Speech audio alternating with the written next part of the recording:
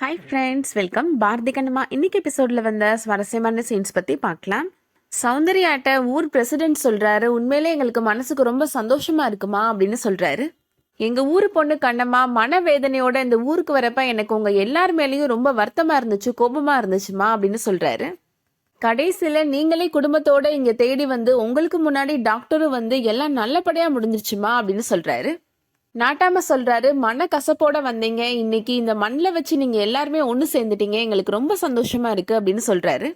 சௌந்தர்யா சொல்றாங்க, நீங்க எல்லாருமே இந்த விஷயத்துக்கு ஆதரவு கொடுக்கலன்னா இவ்வளவு சீக்கிரமா நல்லபடியா நடந்து முடிஞ்சிருக்காது அப்படின்னு சொல்றாங்க. உங்க எல்லாருக்கும் நாங்க வாழ்நாள் முழுக்க நன்றி கடன் பட்டிருக்கிறோம் அப்படின்னு சொல்றாங்க. கணபதி சொல்றாரு, ஊர் திருவிழாவுக்கு வருஷம் இந்த கிராமத்துக்கு வந்துட வேண்டியதாமா அப்படின்னு சொல்றாரு. தாமரை சொல்றாங்க, திருவிழாவுக்கு மட்டும் வந்தா பத்தாது, டாக்டர் இந்த ஊர்ல ஒரு ஹாஸ்பிட்டல் திறக்கணும் அப்படின்னு சொல்றாங்க. என்னதான் அரசாங்க ஹாஸ்பிட்டல் இருந்தாலும் டாக்டர் கையால நாங்க எல்லாரும் மருத்துவம் பார்த்துக்கணும் அப்படின்னு சொல்றாங்க. கண்டிப்பா பண்ணிடலாங்க்கா அப்படின்னு பாரதியுமே சொல்றாரு. சௌந்தர்யா சொல்றாங்க, நான் உனக்கு தாமா நன்றி சொல்லணும் அப்படின்னு கண்ணமாட்ட சொல்றாங்க.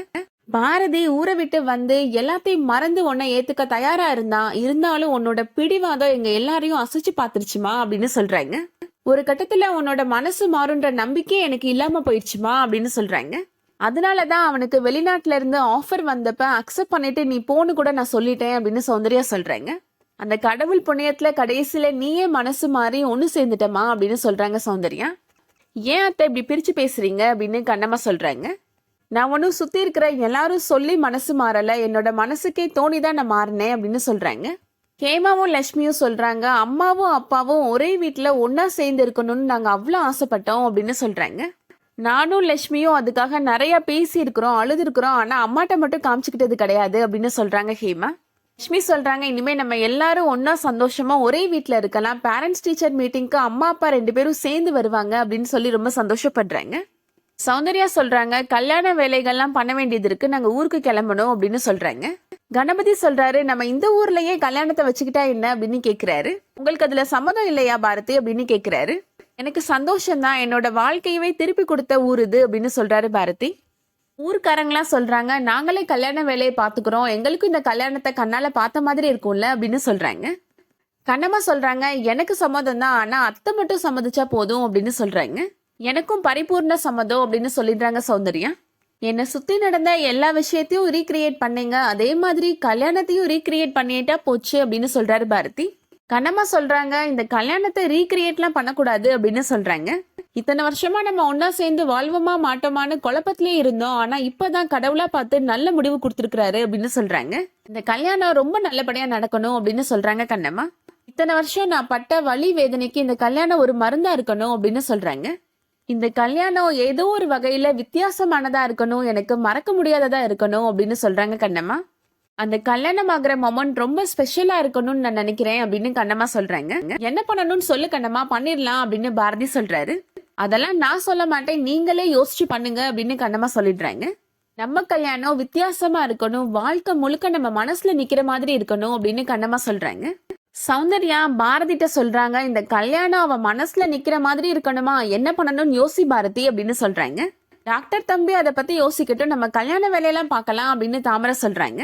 கணபதிட்ட பாரதி சொல்றாரு, கண்ணம்மா வேற இந்த கல்யாணத்தை வித்தியாசமா பண்ணணும்னு சொல்லியிருக்கிறா, என்ன பண்றதுனே தெரியல, எனக்கு ஒரே பிளாங்கா இருக்கு அப்படின்னு சொல்றாரு. கணபதி சொல்றாரு, நம்ம வேணா போன் எடுத்து வித்தியாசமா கல்யாணம் பண்றது எப்படின்னு போட்டு பார்க்கலாம், ஏதாவது ஒரு வீடியோ வரும், அதை பார்த்து கப்புன்னு பிடிச்சிக்கலாம் அப்படின்னு சொல்றாரு. அதெல்லாம் ஒண்ணு வேணா, நம்மளே யோசிக்கலாம் அப்படின்னு சொல்றாரு பாரதி. அஞ்சலி அகிலன் 2 பேருமே இப்போ அவங்க வராங்க, அவங்ககிட்டயுமே ஐடியா கேட்கிறாரு பாரதி. என்கிட்ட ஐடியா கேட்டா நான் என்ன பண்றது, நானே ஒரே ஒரு கல்யாணம் தான் பண்ணிருக்கிறேன் அப்படின்னு அகிலன் சொல்றாரு. பாரதி சொல்றாரு, ஒரு வழியா கண்ணம்மா கல்யாணத்துக்கு ஒத்துக்கிட்டா, இல்ல அப்படின்னா நான் நேரம் யூஎஸ்ல தான் இருந்திருக்கணும் அப்படின்னு சொல்றாரு. அவ ஆசைப்பட்ட மாதிரி கண்டிப்பா செஞ்சாகணும் அப்படின்னு சொல்றாரு.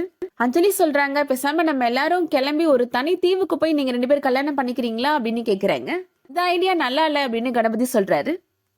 கண்ணம்மா இப்போ அவங்க வராங்க.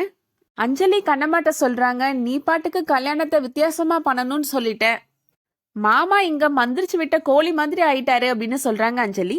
கண்ணம்மா சொல்றாங்க, இத்தனை வருஷமா நம்ம பட்ட கஷ்டத்துக்கு ஒரு நல்ல ஆறுதலா இருக்கணும் அந்த கல்யாணம் அப்படின்னு சொல்றாங்க. மனசுல ஒரு ஆசை இருக்கு, அதுபடிதான் கல்யாணம் நடக்கணும் அப்படின்னு சொல்றாங்க. உன் மனசுல இருக்கிறது எங்க எல்லாருக்கும் எப்படிக்கா தெரியும் அப்படின்னு அஞ்சலி கேக்குறாங்க.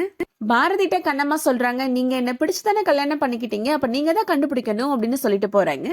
கண்ணம்மா மனசுல என்ன ஆசை இருக்குன்றத நானே கண்டுபிடிக்கிறேன் அப்படின்னு பாரதி முடிவு பண்றாரு. அடுத்ததா ஹேமாவும் லட்சுமியும் கண்ணம்மாட்ட உன்னோட முதல் கல்யாணம் எப்படிமா நடந்துச்சு அப்படின்னு கேக்குறாங்க. அது கேட்ட உடனே கண்ணம்மா சிரிக்கிறாங்க. என்னது முதல் கல்யாணமா அப்படின்னு சொல்றாங்க. ஆமாம்மா, இப்போ உனக்கு 2வது கல்யாணம் தான் நடக்க போகுது அப்படின்னு சொல்றாங்க ஹேமாவும் லட்சுமியும். கண்ணம்மா சொல்றாங்க, ஒரே புருஷனை 2வது தடவை கல்யாணம் பண்ணிக்க போறேன், நீங்க பாட்டுக்கு ஸ்கூலுக்கு போய் எங்க அம்மாவுக்கு 2வது கல்யாணம் நடக்க போதுன்னா எதுவும் உளறி வச்சிடாதீங்க அப்படின்னு சொல்லி சிரிக்கிறாங்க. மணி 10:30 தூங்குங்க அப்படின்னு சொல்லிடுறாங்க. கண்ணம்மா, ஹேமா, லட்சுமி 3 பேருமே இப்போ தூங்கிட்டு இருக்கிறாங்க. அவங்க ரூமுக்கு இப்போ பாரதி வராரு. கண்ணம்மாவோட டைரி எங்கேயாவது இருக்குதா அப்படின்னு தேடி பாக்குறாரு பாரதி. ஒரு வழியா கண்ணம்மாவோட டைரிய தேடி கண்டுபிடிச்சு எடுத்துடுறாரு பாரதி.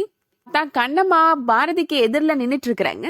பாரதி ஷாக்காயி பாக்குறாரு. அதோட இன்னைக்கான எபிசோட் முடியுது. இந்த வீடியோ உங்களுக்கு பிடிச்சிருந்துச்சுன்னா லைக் பண்ணிக்கோங்க. ரெகுலரா சீரியல் அப்டேட்ஸ்க்கு நம்ம சேனலை சப்ஸ்கிரைப் பண்ணிக்கோங்க. தேங்க்ஸ் ஃபார் வாட்சிங்.